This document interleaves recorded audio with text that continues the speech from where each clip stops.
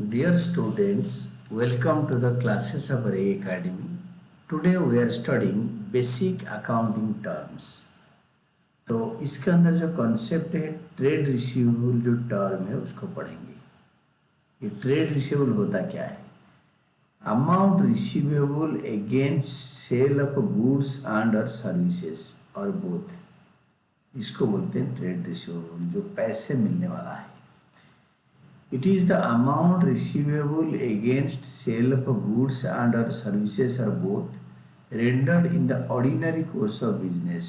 जैसे बिजनेस का काम है सेल परचेज, तो अगर हम कोई हमारा गुड्स या सर्विसेज बेच रखें, उन पैसे लेना है, तो वो जो पैसे लेना है उसको बोलते हैं trade receivable. Trade receivable is a sum total of debtors and bills receivable.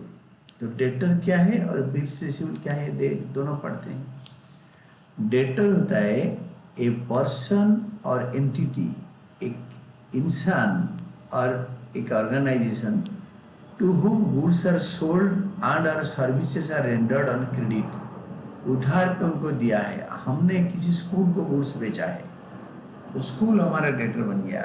किसी हॉस्पिटल को हमने बेचा है, हॉस्पिटल हमारा डेटर बन गया। गवर्नमेंट को उधार में बेचा है, गवर्नमेंट हमारा डेटर बन गया। मिस्टर राम को हमने उधार में बेचा है, मिस्टर राम हमारा डेटर है। तो debtor is a person or an entity who owes amount, जिन्होंने उधार लिया है, amount to the enterprise against credit sales. हमने उधार में बेचा है, इसलिए वो पैसे हमें वो करते हैं। तो खाली against credit sale of goods and or services rendered और बोथ, खाली गुड्स बेचा है या खाली सर्विस दिया है, या गुड्स भी दिया है सर्विसेज भी दिया है, both. Amount receivable for reasons other than sale of goods or rendering of services से for sale of machinery is not included in debtors.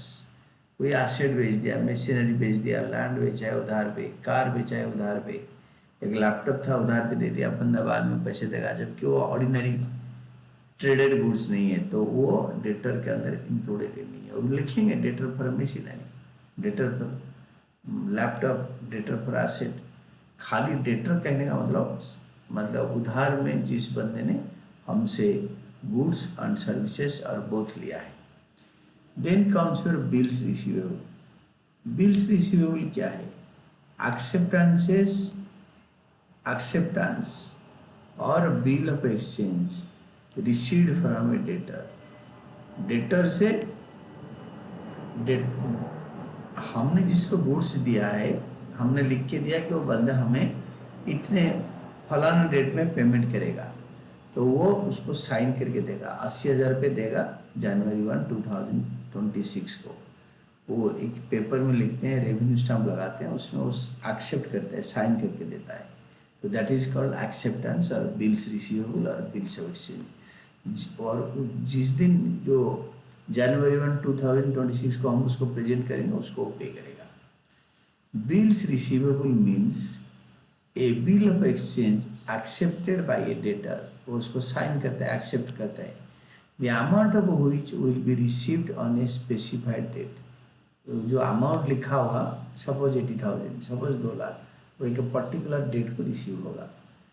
Trade receivable as defined in the schedule 3 of the Companies Act 2013। कैसे define हुआ है? Trade receivables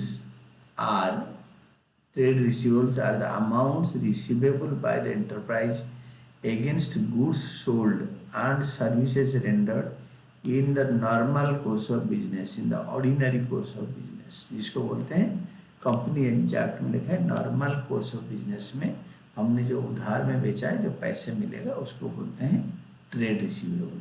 this is what trade receivable, very important है। The total amount due from debtors and bills receivable is called trade receivable.